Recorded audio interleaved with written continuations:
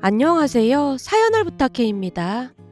오늘의 사연을 소개하겠습니다. 우리 친정과 시댁은 같은 지방 도시로 30분가량 떨어진 곳에 위치해 있습니다. 동네 자체가 가부장적인 문화가 강하고 예전부터 그곳 여성들이 그런 문화 안에서 희생을 감내하며 살아왔어요. 우리 할머니와 엄마 또한 당연하다는 듯이 그렇게 살아왔습니다. 그러던 어느 날은 드라마를 보던 엄마가 조용히 입을 뗐어요.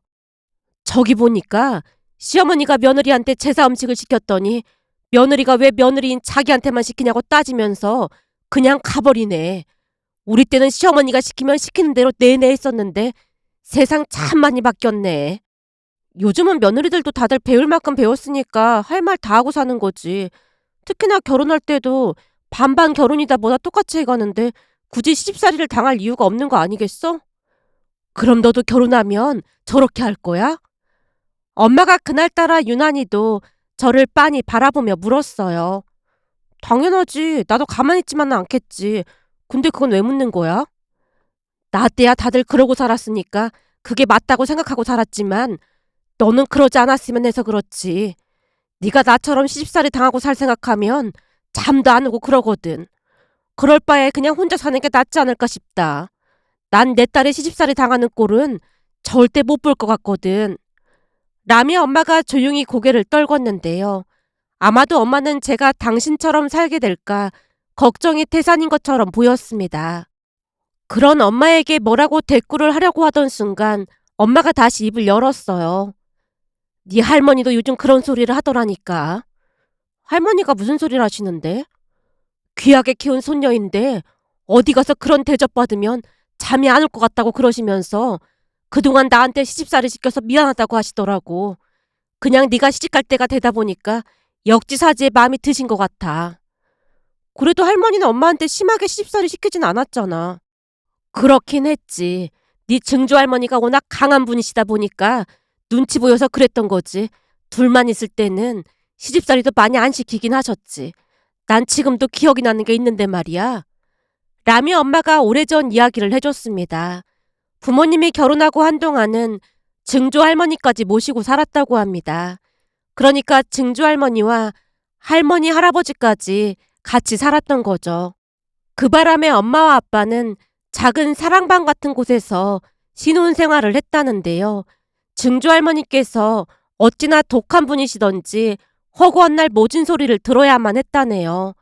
그나마 다행이었던 것은 증조 할머니와는 다르게 할머니가 좋은 분이셨기에 많은 의지를 했다고 합니다.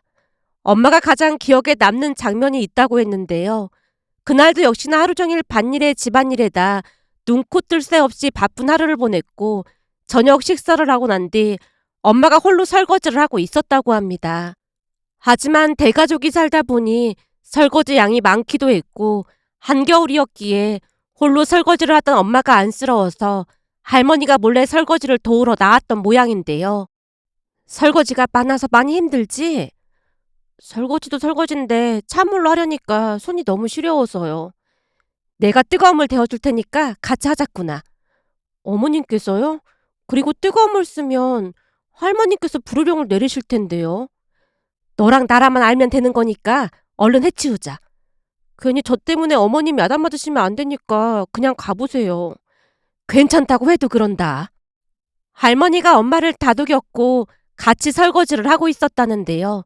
역시나 몰래 나와서 그 모습을 지켜보던 증조 할머니 입에서 불호령이 떨어졌답니다. 애미는 지금 뭐하고 있는 게야? 어머님, 며느리 몸이 조금 안 좋은 것 같아서 제가 도와주고 있었어요. 새파랗게 젊은 게 맨날 몸이 안 좋다고 난리야. 내가 볼 때는 멀쩡해 보이는구만. 몸이 안 좋긴 뭐가 안 좋아. 제가 꾀병을 부리는 게 분명한데 얼마나 모질이면 거기에 넘어갈 수가 있어. 내가 며느리는 그냥 막 부려먹는 거라고 말을 했어 안 했어. 네가 그러니까 제가 널 우습게 알고 그러는 거 아니야. 이제는 시어머니가 됐으니까 좀 편하게 해주려고 해도 멍충이라 그런가? 그렇게 말을 해도 못 알아듣는구만. 얼른 거기서 나오지 않고 뭐하고 있어. 이래서 없는 집안 자식 데려오면 안 되는 건데 멍석을 깔아줘도 미련에 빠져서 고생을 하고 앉았어. 넌 하던 일 마저 하지 않고 뭘 쳐다보고 있어. 증조 할머니가 할머니를 데리고 나갔고 엄마는 눈물 콧물을 빼며 홀로 설거지를 했답니다. 그날 설거지를 다 하고 난 뒤 서러운 마음이 들어 홀로 눈물을 흘리고 있었다고 하는데요. 잠시 후 할머니가 몰래 들어와서는 엄마에게 뭔가를 건넸다네요. 이거 너 좋아하는 찹쌀떡이랑 약과니까 가지고 있다가 몰래 먹어. 아까는 나 때문에 괜히 미안했다. 힘들어도 조금만 참아봐. 내가 니들 분가하게 해달라고 졸라볼 테니까.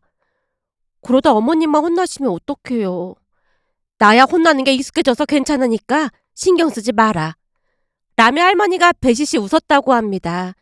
그렇듯 두 분은 증조 할머니의 매서운 시집살이에 하루하루 힘든 시간을 보냈다고 하는데요.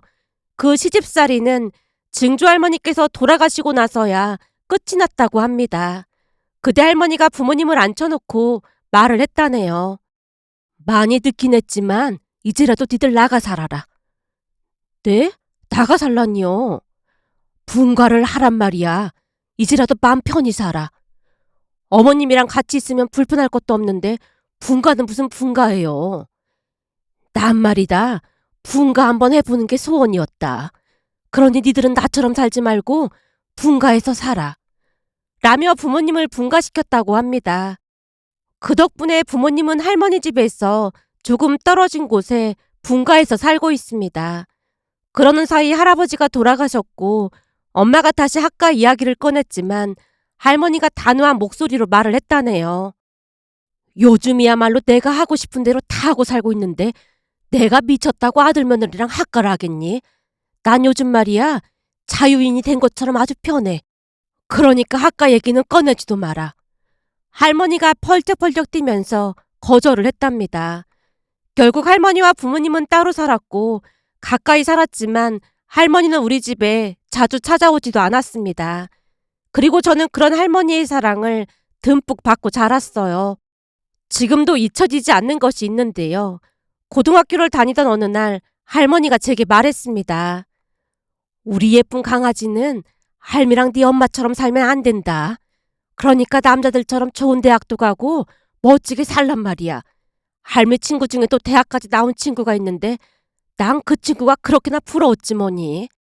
난 일찍 시집가서 고생을 하면서 사는데 그 친구는 예쁜 옷 입고 멋지게 사는 게 그렇게 부럽더라니까. 거기다 남편도 좋은 대학 나온 사람이라 나처럼 고생도 안 하고 아주 공주처럼 사는데 어찌나 부러웠는지 몰라. 가끔 할머니 집에 놀러 오는 그 멋쟁이 할머니 말하는 거지? 그래 맞아. 지금도 꽃도 키우면서 하고 싶은 거 다 하면서 멋지게 살잖아. 그러니까 너도 좋은 대학 나와서 멋지게 살라 그 말이야.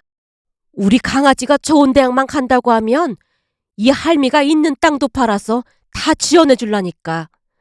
라며 할머니가 힘주어 말했습니다. 할머니뿐만 아니라 부모님도 적극적으로 공부를 하라고 했기에 오빠와 저는 좋은 대학을 나와서 좋은 회사에 들어갔습니다.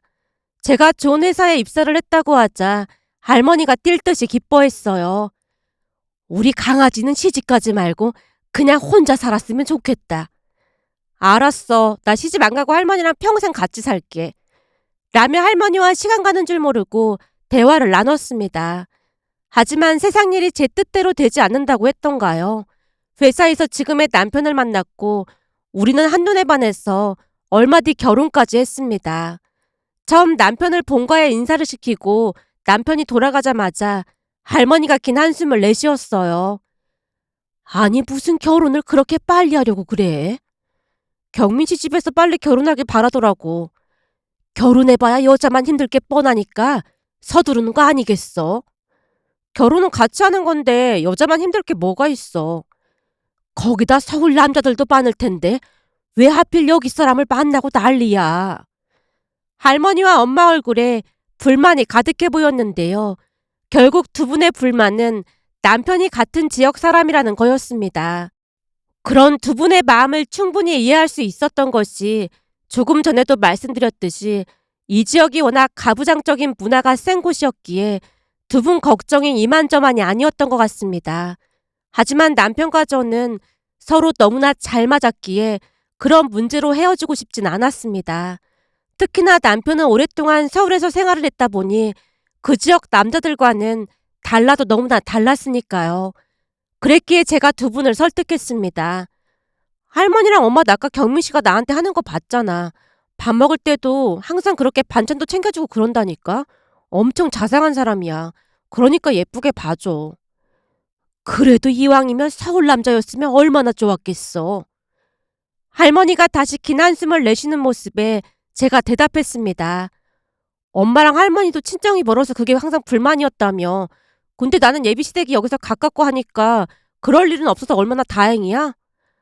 그렇긴 한데 뭔가가 영 꺼림칙하단 말이야. 라며 할머니가 고개를 갸우뚱거리고 있었습니다. 그 뒤 우리는 결혼을 했고 한동안은 참 잘 지냈어요. 둘 다 직장이 서울이다 보니 시댁과는 거리도 있어서 크게 불편할 것도 없었으니까요. 하지만 얼마 지나지 않아 기가 막힌 일이 일어나기 시작했습니다. 어느 날 시어머님에게 전화가 걸려왔어요.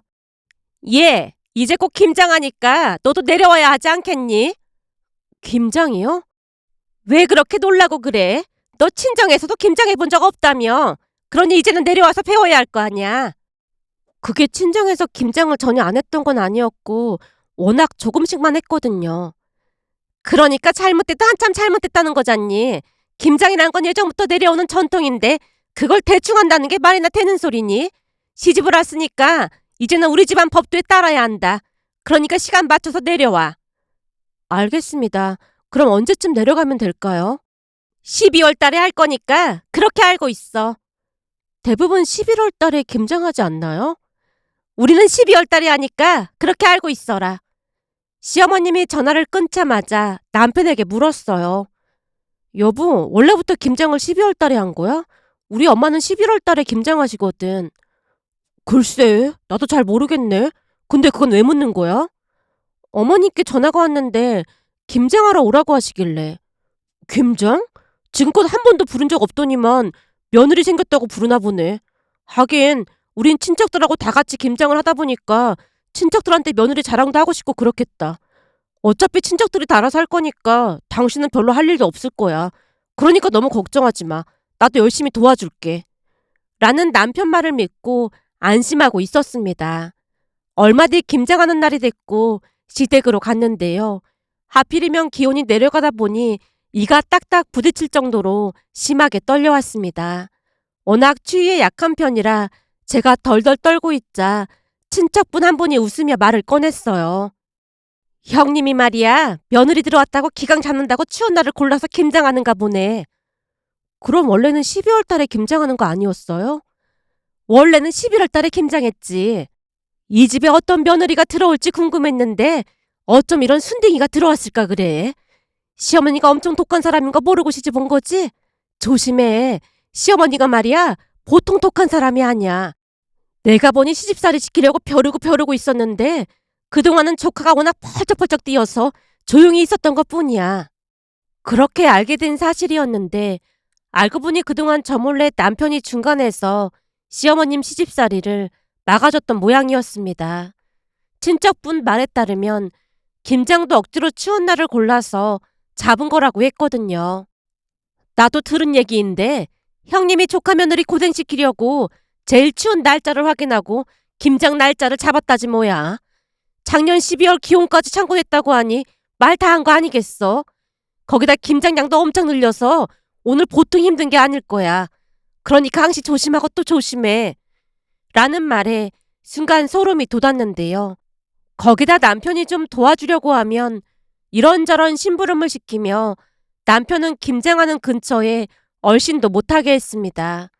그날 김장을 하고 난 뒤 며칠 동안 알아 누웠을 정도니 말 다 한 거 아니겠어요. 할머니와 엄마가 걱정했던 대로 보통 시집살이가 아니었기에 시간이 지날수록 시댁에 가는 게 여간 고역이 아닐 수 없었습니다. 그러던 와중에 오빠도 만나던 사람과 결혼을 했는데요. 세연이는 서울에서 나고 자란 사람으로 불합리한 것을 참고 넘기는 사람이 아니었어요. 세연이가 첫 인사를 하고 돌아가자 할머니가 조용히 말을 꺼냈어요.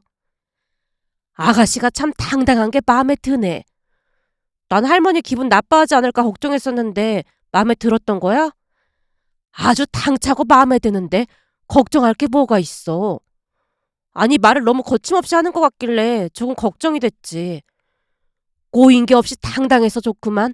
기분 나쁠 게 뭐가 있어. 애미는 어땠니? 저도 괜찮았어요. 거봐라. 애미도 마음에 들었다잖아. 손주 며느리감 보면서 우리 손녀도 저렇게 당당했으면 좋겠다 싶은 생각마저 들던데 넌 그렇게 못하고 있지? 아니야. 나도 할 말 다 하고 있어. 거짓말하고 있네. 그러면서 사돈 댁만 갔다 오면 오만상을 쓰고 있어. 할머니 말에 확실한 대답을 피한 채 우물쭈물 얼버무리고 넘어갔는데요. 할머니 말이 틀린 말이 아니었기에 창피한 마음마저 들었거든요. 사실 그때쯤 시어머님의 시집살이가 더 심해져 갔기에 은둔할 사람 없이 혼자 괴로이 고민하고 있었습니다. 사실 처음에는 남편에게 하소연을 하기도 했지만 제 말을 듣자마자 남편이 시어머님에게 전화를 해서 노발대발하는 바람에 그것도 여의치가 않았습니다. 그러면 그럴수록 시어머님이 교묘하게 저를 괴롭혔거든요. 그렇게 오빠와 새언니는 결혼을 했고 두 사람도 서울에 신혼집을 구했기에 가끔 오며 가며 만났습니다. 그러던 어느 날은 그날도 역시 오빠 부부와 만나서 식사를 했는데요. 새언니가 들뜬 목소리로 말을 꺼냈어요. 아가씨, 사실 이 사람이랑 결혼 결심했을 때 지역이 지역이다 보니까 걱정 많이 했거든요. 아, 우리 집이 가부장적일까 봐요? 네, 제 친구도 그런 비슷한 지역에 사는 남자랑 결혼했었는데 상상을 초월하게 시집살이 시켜서 결국 이혼했거든요. 그걸 고스란히 지켜보다 보니까 저도 더러 겁이 나더라고요. 그럴 수도 있겠네요. 근데 우리 할머니랑 엄마가 워낙 시집살이를 당하면서 살아서 시집살이라면 두 분도 혀를 내두르시는걸요? 그래서 두 분 보자마자 결혼 결심한 것도 있었어요. 우리 할머니랑 엄마 두 분이요? 맞아요. 우선 처음 시댁 갔던 날 집이 너무 깨끗해서 놀랐어요. 한마디로 저를 많이 배려했다는 생각이 들었거든요. 집안에 먼지 한 톨이 없는 것 같더라고요. 엄마가 워낙 깔끔한 편이라 그럴 거예요. 그런 것 같더라고요. 거기다 제가 서울 올라간다고 하자 가족들이 밖에까지 나와서 배웅했잖아요. 그때 보니까 할머님이랑 어머님이 손을 꼭 잡고 계시더라고요. 아, 그건 저도 좀 신기한데 두 분이 의리? 그런 게 좀 있으셔서 그런 것 같아요. 그러니까 전에 증조할머니가 워낙 무서운 분이시다 보니까 두 분이 서로를 의지하면서 사셨거든요. 한마디로 시어머니랑 며느리 관계라기보다는 엄마와 딸처럼 그런 사이라고 하는 게 맞을 것 같네요. 할머니는 고모들보다 엄마를 더 믿고 의지하거든요. 고모들이 여행 모시고 간다고 해도 엄마가 같이 안 가면 잘 안 가시거든요. 정말요? 두 분 진짜 사이가 좋으신가 봐요. 그게 너무 신기했어요. 이런 말하기 좀 그렇지만 요즘에는 시어머니와 며느리 사이가 좋은 경우가 거의 없잖아요. 특히나 할머님이랑 어머님 시대에는 더더욱 시집살이가 심했을 텐데 두 분 사이가 좋은 거 보면서 이런 분들이라면 저도 믿고 결혼해도 되겠다 싶었어요. 그렇지 않아도 새언니 인사하고 갔던 날 할머니랑 엄마가 너무 마음에 든다고 하셨어요. 정말요? 네. 두 분이 워낙 할 말도 못하고 고생만 하셔서 그런지 할 말 또박또박 다 하는 언니가 멋져 보이고 그러셨대요. 저도 그랬으면 좋겠다고 말씀하시는데 순간 울컥했잖아요. 라며 제가 다시 울컥한 채 앉아있자 새언니가 조용히 물었어요. 왜요? 혹시 아가씨 시댁에서 시집살이 당하고 있는 거예요? 우리 시어머님은 전형적인 가부장적인 분이시거든요. 그래서 요즘 너무너무 힘들어요. 정말요? 고모부가 워낙 자상한 분이라 전혀 생각지도 못했어요. 지금 그 일한 고모부 없으니까 얼른 말해보세요. 오빠와 남편이 잠시 마트에 가기도 했고 술도 한 잔 들어갔다 보니 술술술 말이 새어나왔습니다. 특히나 김장대 일로 울분을 토해냈는데요. 한참을 듣고 있던 새언니가 눈을 동그랗게 뜬 채 물었어요. 일부러 추운 날로 김장날을 잡았다는 게 정말이에요? 저도 그냥 들은 얘기인데 굳이 가장 추운 날로 잡은 거 자체가 이상하긴 하더라고요. 몇 달 있으면 또 김장하러 가야 하는데 벌써부터 심란하네요. 그때도 김장하고 난 뒤에 몸살이 나서 며칠 동안 고생했거든요. 그럼 고모부한테 말하지 그랬어요. 말했죠. 그랬는데 그이가 쫓아내려가서 시어머님한테 소리 지르고 난리를 피워대는 바람에 이제는 아예 말할 엄두도 못 내겠어요. 덕분에 그때 저는 완전 대역 죄인이 됐거든요. 지금 아가씨 얘기 듣는데 마치 제 친구 얘기 듣는 것 같았어요.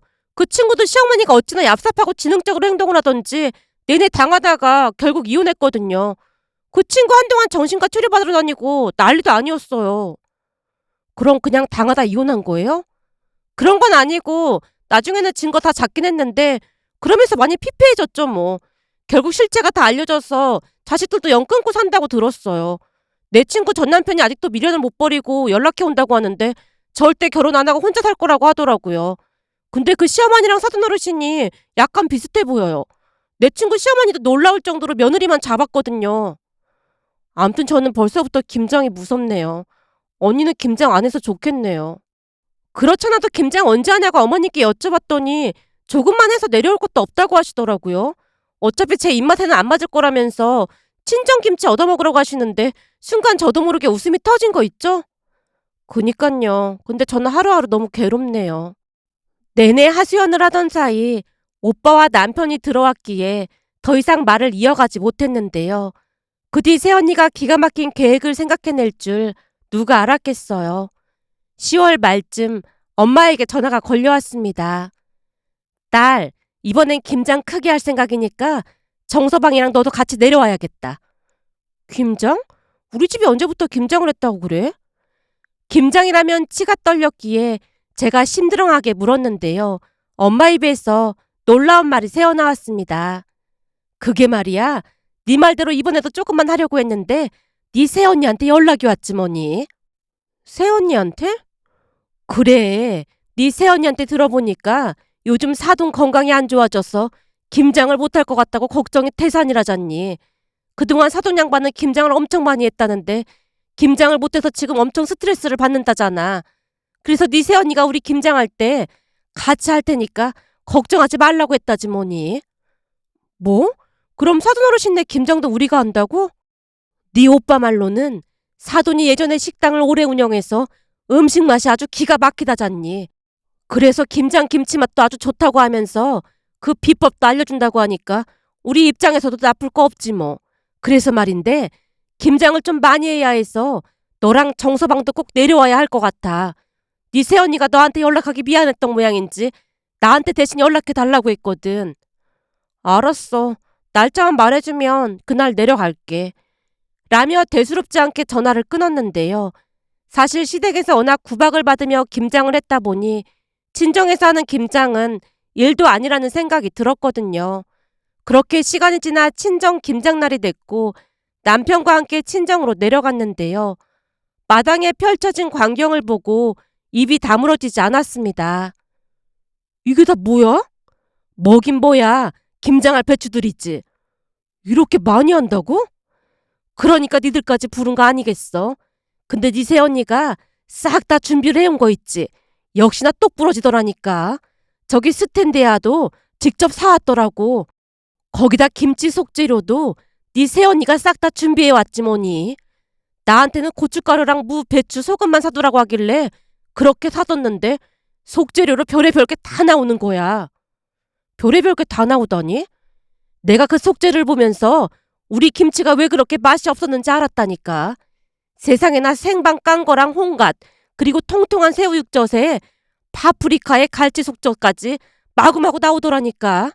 생각해봐라. 그동안 우리는 멸치젓이랑 새우젓이랑 찹쌀 풀만 넣고 했으니 당연히 김장김치가 맛이 없었던 거지. 지금 생각해보면 우리 친정엄마가 해준 김치 맛하고 시할머님이 알려준 맛이 많이 다르긴 했다니까. 그치만 내가 그런 말을 할 수도 없고 했으니 그냥 습관처럼 했던 건데 시할머님한테 배웠던 게 맛이 없을만 했다니까. 엄마가 신나게 외치고 있던 와중에 새언니가 김장에 들어갈 속재료들을 끓이고 있었는데요. 그러면서 가족들에게 이런저런 지시를 내리고 있었습니다. 그 모습에 할머니랑 엄마는 싱글벙글해진 채 새로운 수장의 지시에 따르고 있었고요.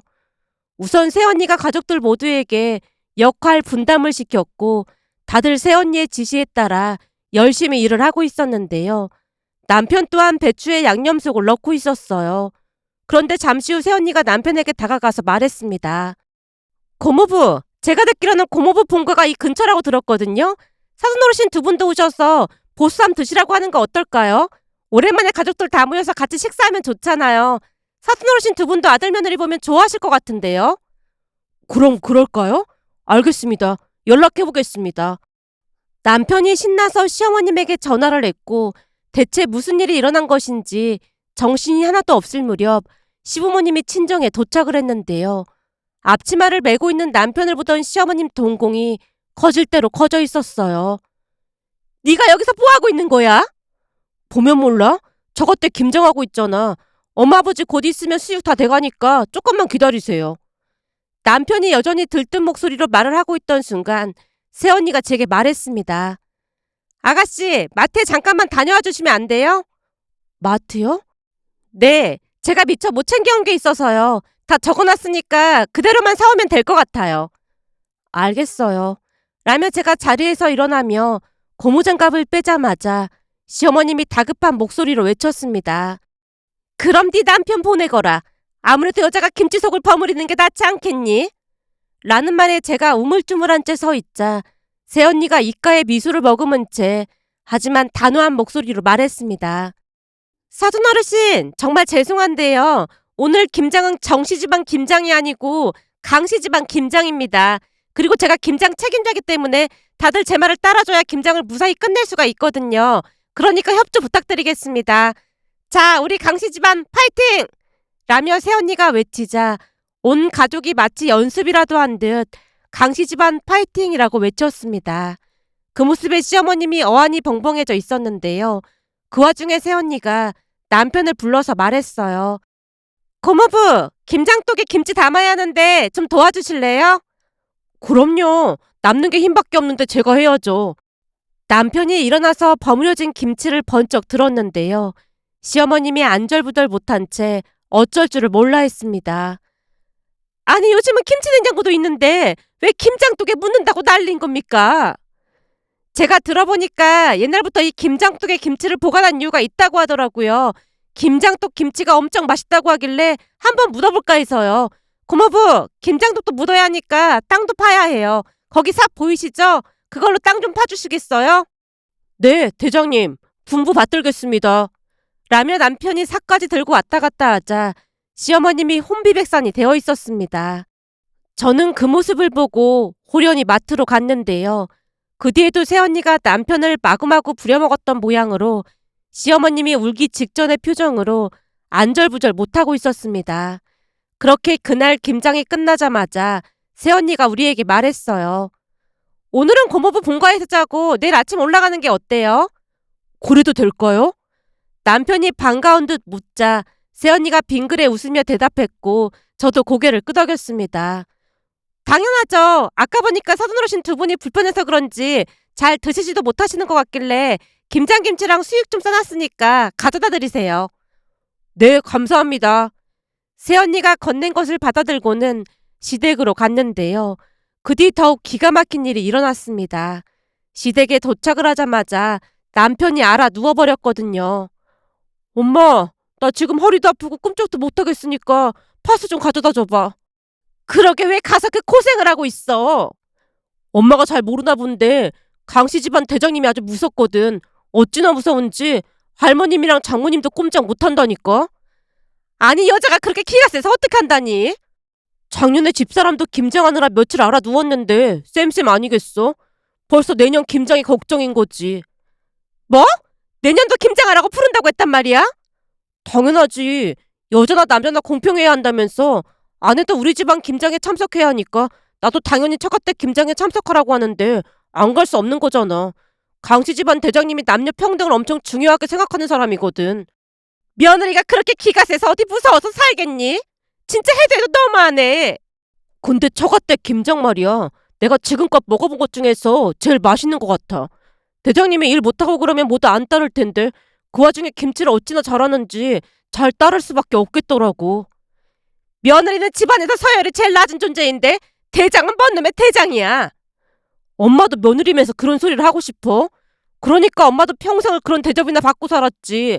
평생을 그런 대접받고 산 엄마 인생이 불쌍하지도 않아? 그리고 요즘은 며느리한테 대접받고 싶으면 엄마도 예의 바르게 행동해야 하는 거야. 장모님도 며느리한테 예의 바르게 행동하니까 며느리가 척척 알아서 다 하잖아. 그러니까 엄마도 며느리한테 대우받으려면 잘 생각해. 암튼 난 벌써 내년 김장이 두렵다 두려워. 김장이 무진장 힘든 거긴 하구나. 온몸이 안 아픈 데가 없네. 남편이 끙끙 앓아대자 시어머님 얼굴이 말이 아니었습니다. 그런데 그 뒤 놀라운 일이 일어났는데요. 시어머님이 전화를 걸어와서 제게 말했거든요. 저기 말이다. 이번부터 김장에 내려오지 마라. 네? 그게 무슨 말씀이세요? 말 그대로야. 내려오지 말라고. 안 그럼 내년에 또 김장한다면서 우리 아들 부려먹을 거 아니야. 그러니까 우리 그냥 각자 인생 살자. 알겠니?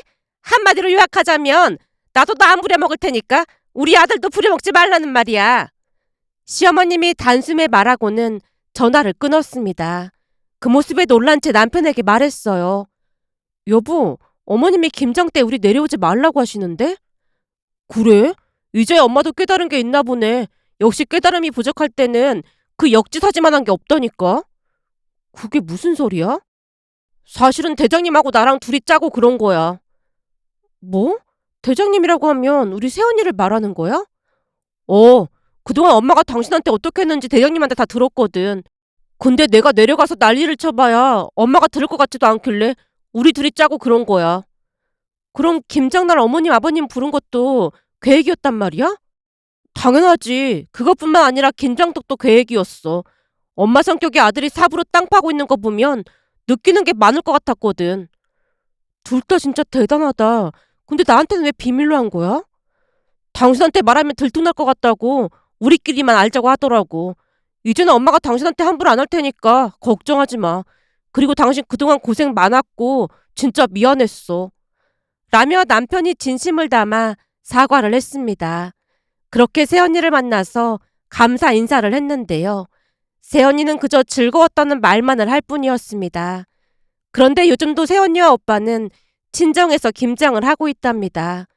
물론 우리 부부는 부르지 않고 있지만 가족 모두 즐기고 있는 듯해 보였어요. 얼마 전에도 할머니가 전화를 걸어왔는데요. 김장김치가 나날이 발전을 한다니까. 어찌나 맛있는지 모른다. 이래서 집안에 사람이 잘 들어와야 해.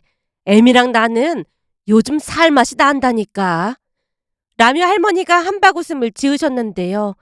할머니 말을 듣다가 현명한 새언니에게 감사한 마음이 들어 감사한 마음을 전하고자 이렇게 글 남겨봅니다.